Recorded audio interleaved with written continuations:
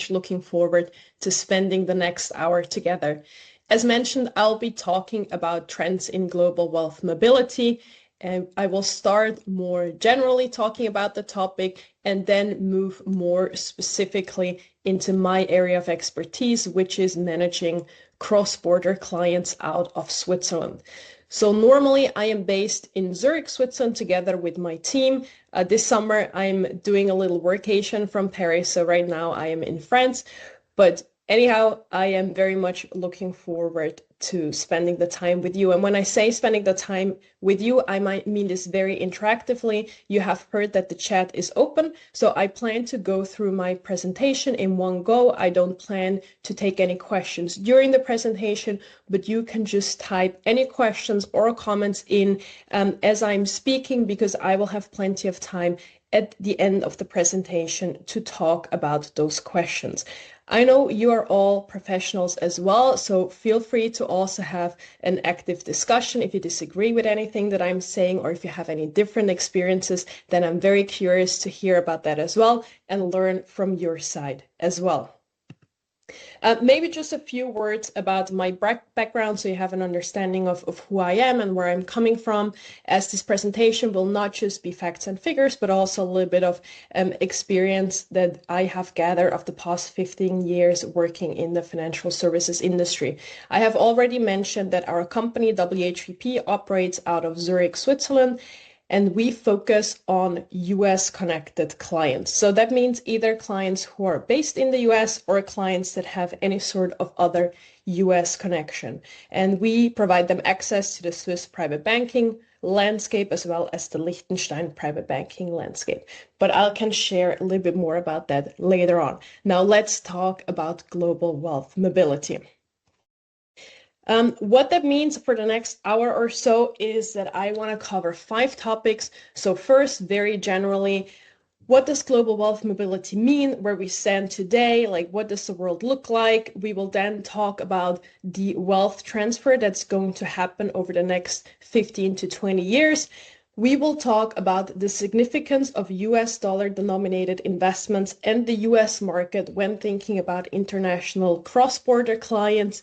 And then I will talk about the Swiss wealth management landscape in general, but also particularly for US clients.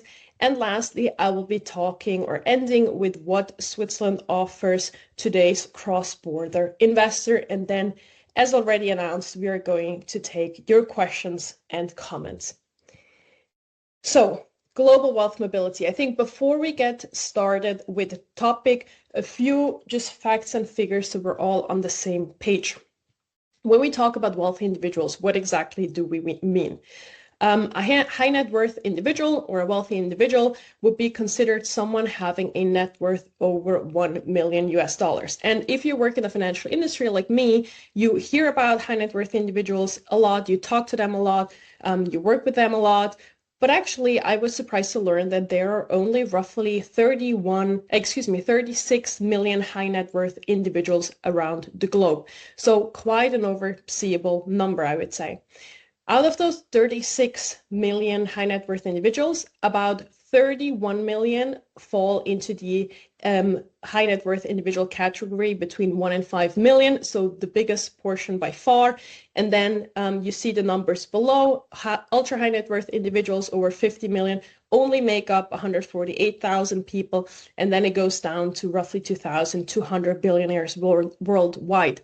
So what does it mean in terms of global population? High net worth individuals or people having a net worth over $1 million US only make up about 0.7% of the global population, but at the same time, they have powers over about 46-47% of global wealth, which I think is quite an interesting perspective to keep in mind when talking about wealth mobility.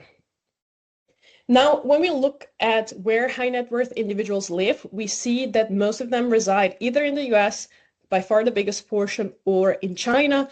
We also have some wealthy people in Canada, Europe, and Australia, but the significant chunk is in the US and China, and that is even more pronounced when we look at ultra high net worth individuals, so people with a net worth over 50 million. You might recall from a few slides ago that ultra high net worth individuals make up about like 148,000 people on the planet, and 72,000 of them reside in the US. So almost half of all ultra high net worth individuals reside in the US.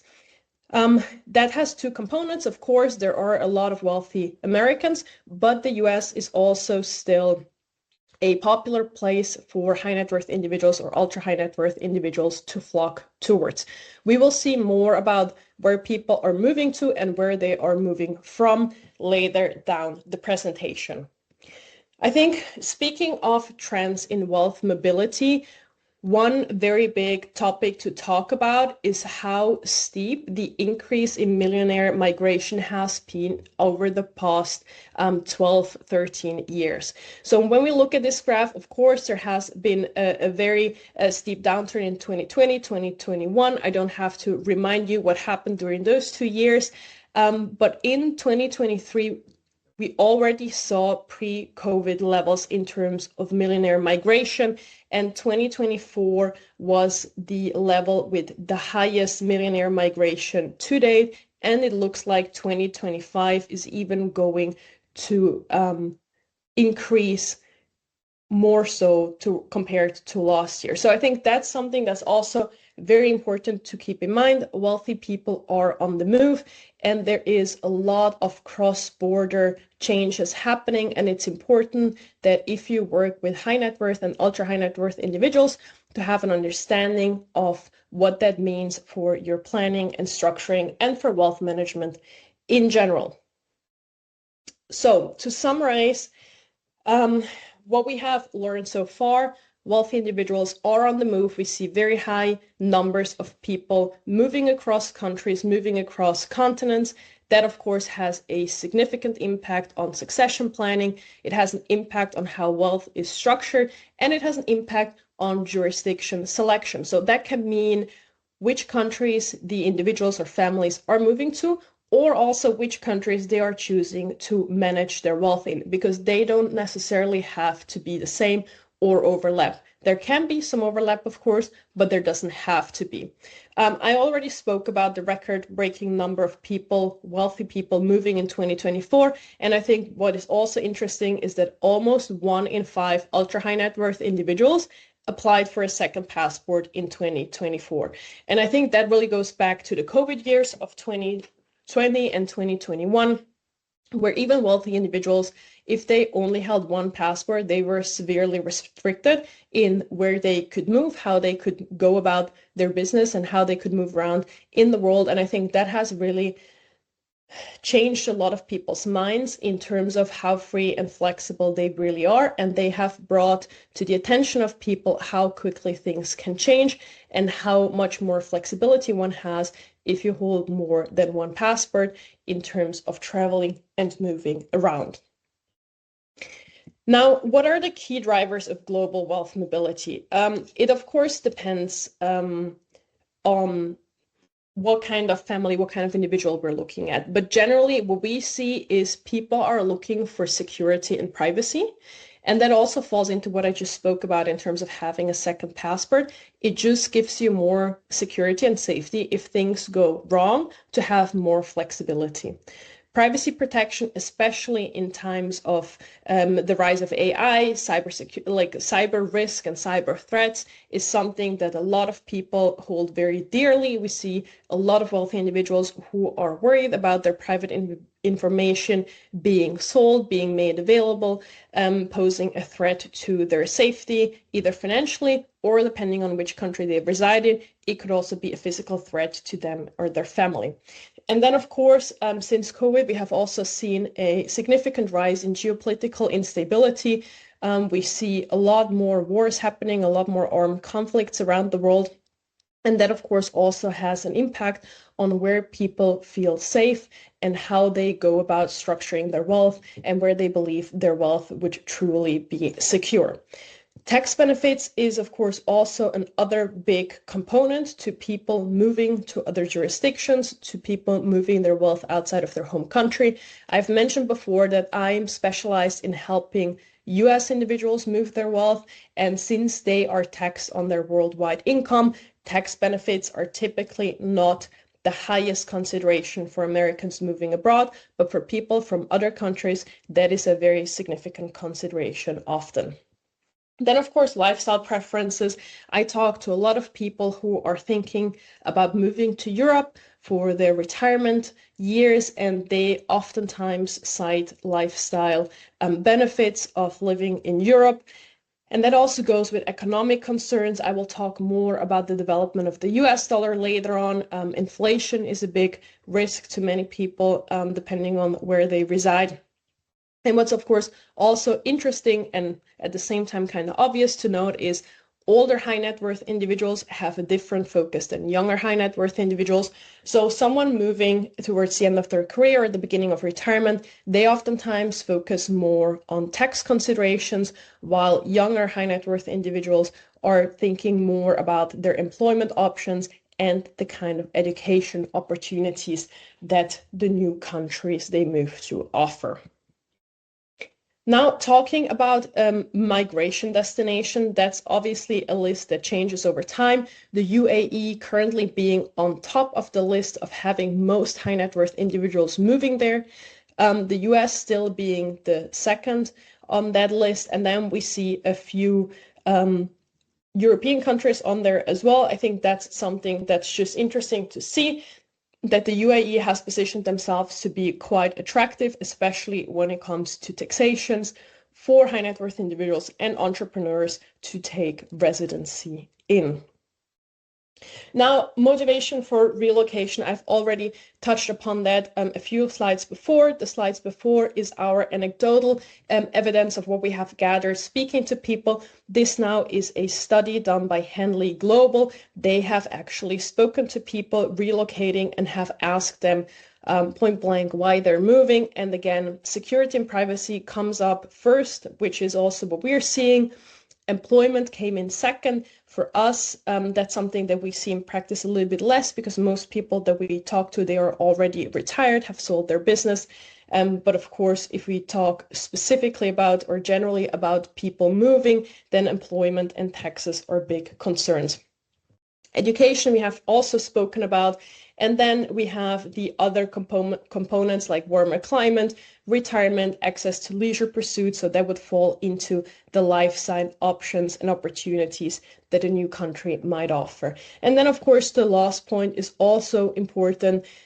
New visa opportunities. So there are programs, as I'm sure you're aware, in various countries around the globe where you can get citizenship by investments or residency by investments. And that's, of course, also one of the big reasons people are considering moving to those jurisdictions. Now, why Europe? I already spoken about the UAE a little bit, leading the list of countries that people are moving to. You might also be familiar with the reasons why people are moving to the US. And of course, Europe has a lot of things to offer as well that are different to what the UAE or the US might have to offer. A lot of people that I speak to, they're looking for the cultural richness and the high quality of life. Of course, there are a variety of diverse lifestyle options. You have very good healthcare, which again, for Americans is extremely appealing to be living in a country where you have universal healthcare. And then we have, generally speaking, stable economies in most countries in Europe. You have good education that has come up a few times. You have good real estate markets, which of course is also something that people are spending a lot of time thinking about if they are considering moving somewhere that they can afford a house or an accommodation there. And Europe is also quite easily accessible by the fact that it has a lot of expat communities and a lot of people speak English. So again, for US Americans moving to Europe, it's a lot easier to get sorted and have a foot into the community, even if they don't speak the local language yet. And then the last point, security and safety, again, something that has come up quite regularly in the slides before as well. Now, with that, I would like to move on to the second topic of today, and that's the global wealth transfer in our currently shifting world. Because when we talk about global wealth mobility, we also have to talk about the fact that most wealth is currently held by the baby boomer generation that is going to pass that wealth onto the next generation. And the Boston Consulting Group has done a global wealth report in 2023, and they have come to the conclusion that 15 trillion US dollars are set to change hands across generations by 2030, so the next 5 years, and that cross-border holdings are making up a significant share of that wealth. So when money goes to the next generation, the younger generation is oftentimes even more international than their parents and grandparents, which makes global wealth mobility an even more relevant topic.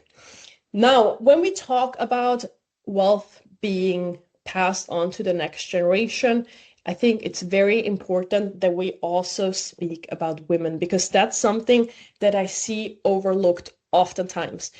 When the person who has generated the wealth passes, and today that's still mostly men, typically the first person the wealth goes to, or at least a significant part of it, is to their spouse, which oftentimes is a woman.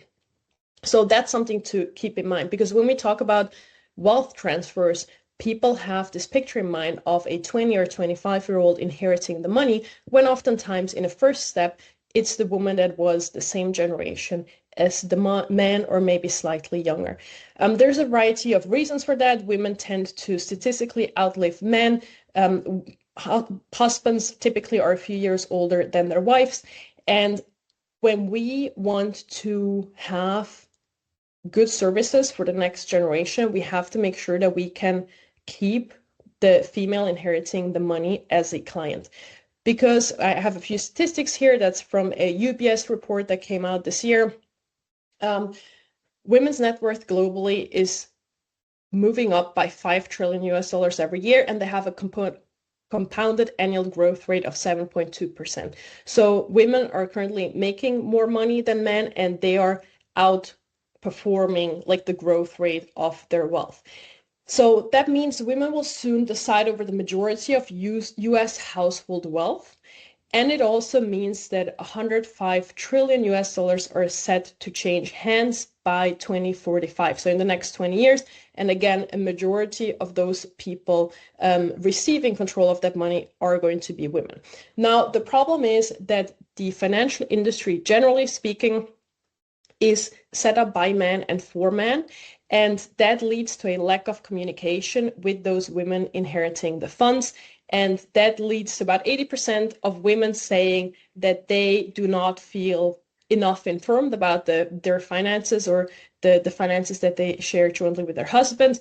And about 70% of widows change financial advisors within a year of their husband passing. So if their husband had a trusting relationship with a financial advisor for a decade or several decades even, and the woman has never felt that she was addressed by those financial advisors up until the husband died, then that of course will mean that the likelihood that she's going to look for a new financial advisor is quite high. So this topic, I think, is something where there's huge economic potential by just making sure that your companies and your financial advisors are aware of the fact that the wealth transfer that is about to happen, which is going to be the biggest one that we have seen yet, is going to involve being set up in a way that is going to speak to female clients as well. Now, moving on to the third chapter that I would like to address today is the significance of the US dollar and US dollar denominated investments for international high net worth individuals. Now, again, my perspective and experience comes from working with US investors, which oftentimes means that they have a very strong home bias towards the US markets and the US dollar. But even for high net worth individuals that are from other regions, the US and US dollar markets typically make up a very significant share of their portfolios.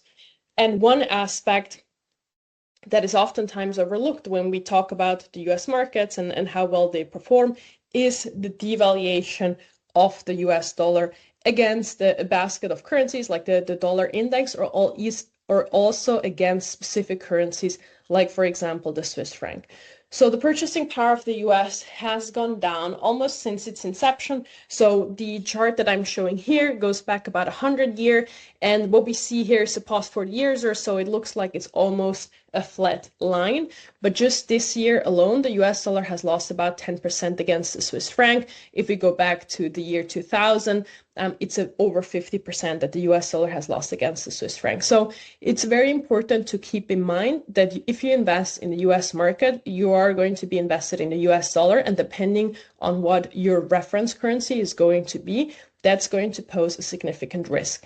And of course, I'm not saying that the US market does not have any value at all, or that clients shouldn't be invested there at all, but I just want to put the thesis out there that most international clients are probably overexposed to the US market and the US currency, because with the current administration, we do not see any reason to believe that the US dollar is going to make up ground.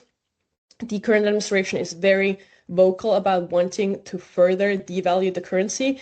We still have heightened inflation rates in the US of about 2.4%, so that really hasn't come down to normal yet. And it's just something that needs to be addressed when we talk to international and cross-border wealthy individuals. We also see that this is something that has or brings a lot of fund managers to think about the current allocation. So what we see is that fund managers around the world currently are as underweight in the US dollar as they have ever been in 20 years. And then, of course, just generally speaking, having an internationally diversified portfolio, and that means not just being in different markets, but also in different currencies, is going to reduce portfolio volatility. So what we see here is a study that was done by Vanguard a few years ago that having, again, this is from a US perspective, but it goes for all geographical regions, having about 30% of your wealth into international markets, meaning outside of the US dollar, is going to significantly decrease the volatility and increase the overall stability of your wealth. And when we think about the fact that most wealthy individuals who are thinking about relocating or sending money outside of their home country, that security is one of their top concerns, I think constructing international portfolios certainly is worth considering. And then one final point in terms of US markets is also that the US is currently very highly valued, and that there are a lot of other regions where you can get much more worth for your money than in the US, where prices are highly driven by speculation and also the increase in value of the Magnificent Seven. Now, let's talk a little bit about Switzerland as a financial center, and also Switzerland as a financial center for international clients. Switzerland is still the leading hub when it comes to international wealth management. About 25% of all cross-border wealth is currently managed in Switzerland. And of course, I might be a little bit biased, but I do believe it is for good reason. So just a few, again, facts and figures to give you an idea of how the Swiss financial industry is set up. Currently, about 243,000 people are employed by the industry. That might not seem like a significant number, but if we consider that Switzerland only has around 9 million people living there, that makes up over 5% of total employment, which then again is quite significant. About 9.4%, so almost 10% of all gross value added in Switzerland is generated in the financial services industry, and about 9% of all taxes that are being generated in Switzerland are being generated by the Swiss financial industry. Now, the Swiss financial industry, of course, consists of large banks, like, for example, UBS, that I'm sure you are aware of, but there are also a lot of smaller institutes, like my own company, for example, that manage wealth, and a lot of those firms also manage cross-border wealth. So we consider them in Germany and Switzerland independent wealth managers. So those are boutique firms, typically between 1 and 10 employees, independent from the larger banks, and they focus on private wealth management, again, oftentimes for cross-border clients. So this is what the nationality of clients at independent wealth managers in Switzerland currently look like. what we see is the comparison from 2010 to 2020. And what we can see is that for most regions, the share of clients that are being managed has significantly increased. So clients from the Middle East are up from a little over 10% to almost 40%. Asian and Oceania moved up from 5% to more than 12.5%.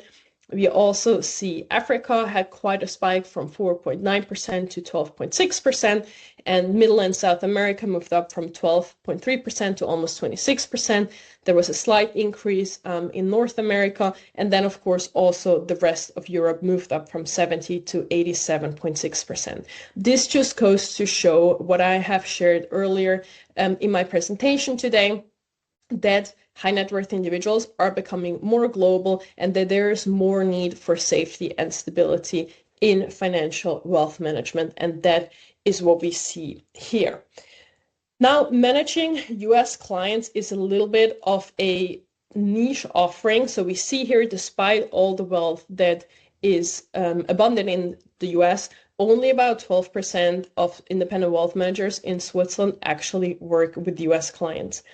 And you might all remember the tax dispute that happened between the US and Switzerland about 15 years ago, during or right after the financial crisis. And that has made banking in Switzerland as a US person very tricky. So as an independent wealth manager, if you want to work with US clients, if you want to manage more than 15 clients or 25 million in assets, you will have to register yourself with the Securities and Exchange Commission. So after the tax dispute, a lot of firms, or I should say some firms, have done so. It's about 2 dozen. We are going to talk a bit more about those numbers on the next slide. But what happened then in 2019 is another dispute arose between the Securities and Exchange Commission in the US and the Swiss Financial Market Authority. Those issues were about privacy concerns, so the SEC wanted to audit firms in Switzerland, and the Swiss Financial Market Authority had some issues with that. So that meant that companies from Switzerland could not register with the SEC between 2019 and just now in 2025. So that also led to an artificial barrier of entry where a lot of firms were interested in working with US clients on a larger scale were unable to do so because they couldn't register with the US authorities. If you are a US person in Switzerland, you do have some options for retail banking, for your salary, for your expenses, utility bill, groceries, things like that. And then if you have a certain amount of wealth, I would say between 1 and 2 million, you are able to work with an independent wealth manager that's registered with the SEC. However, if you are a US person that is, for example, an expat living in Switzerland and you have maybe a few $100,000 in wealth that you would like to invest, that is very tricky because it will be extremely hard for you to find a Swiss institute that's going to take you on as a client. And then at the same time, a lot of US institutes are also not too eager with working with clients who have an international address. So that makes it very tricky if you fall into this middle sort of wealth where you do have some money that you'd like to invest, but you're not a high net worth individual yet. The market, as we have heard before, is huge, but again, it is still a niche offering in Switzerland just because the regulatory landscape is so complex, and for a lot of firms, it's just not worth working with US clients. Now, let's look at the numbers. We have about 1,500 licensed independent wealth managers. Out of them, 3.9% are registered with the SEC.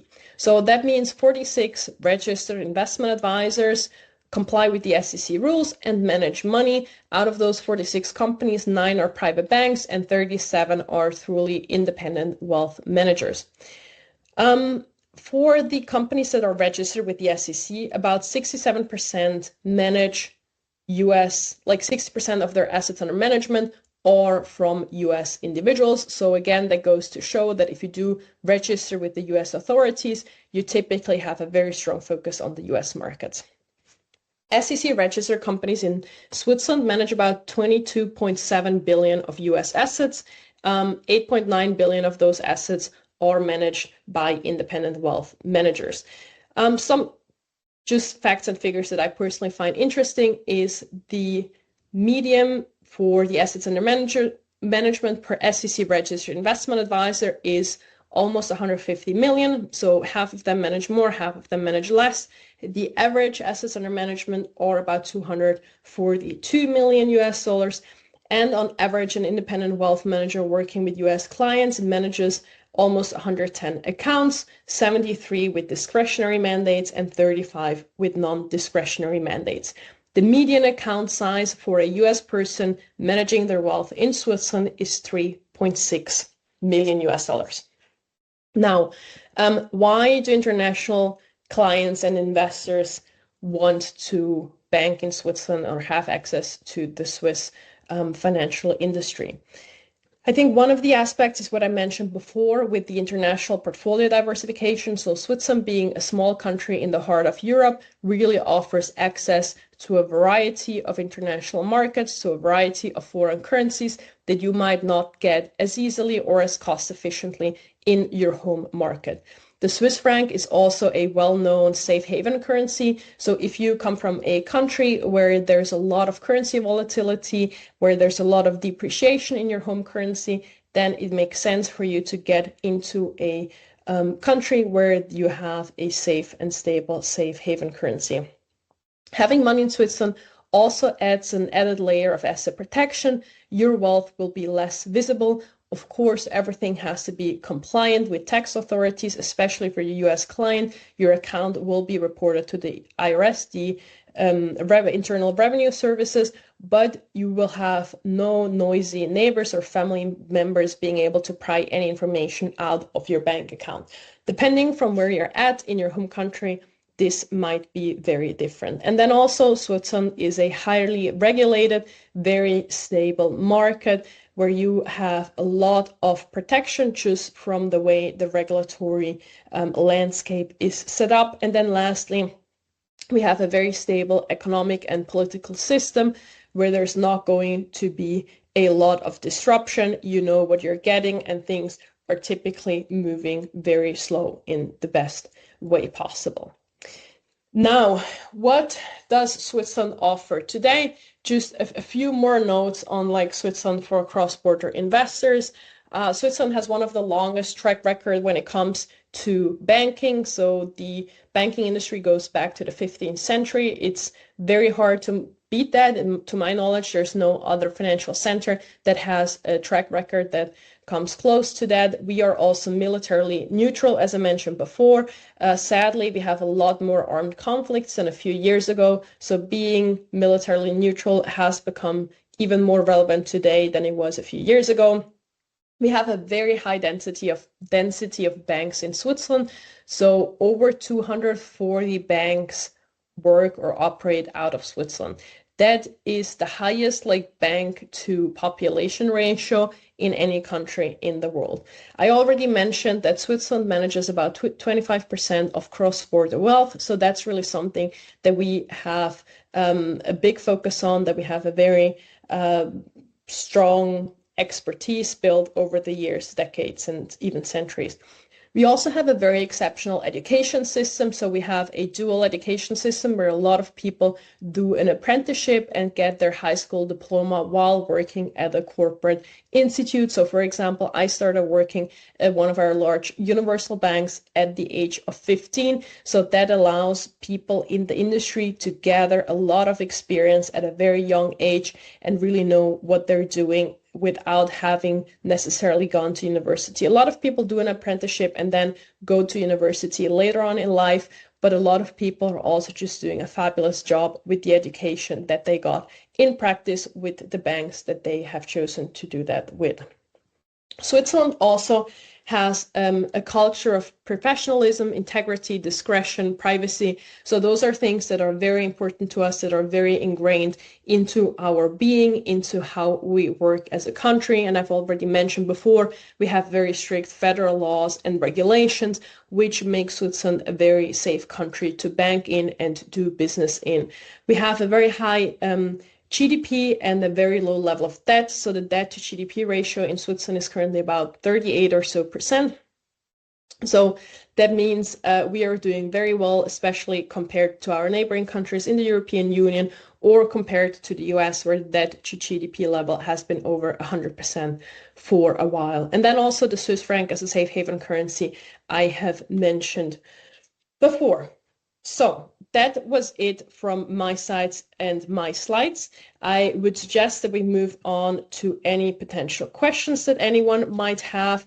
I don't think there's anything in the chat yet. So if you would like to pop your questions in the chat, feel free to do so. Also, if you have another perspective or any other experiences that you'd like to share, I'd be very curious to hear them.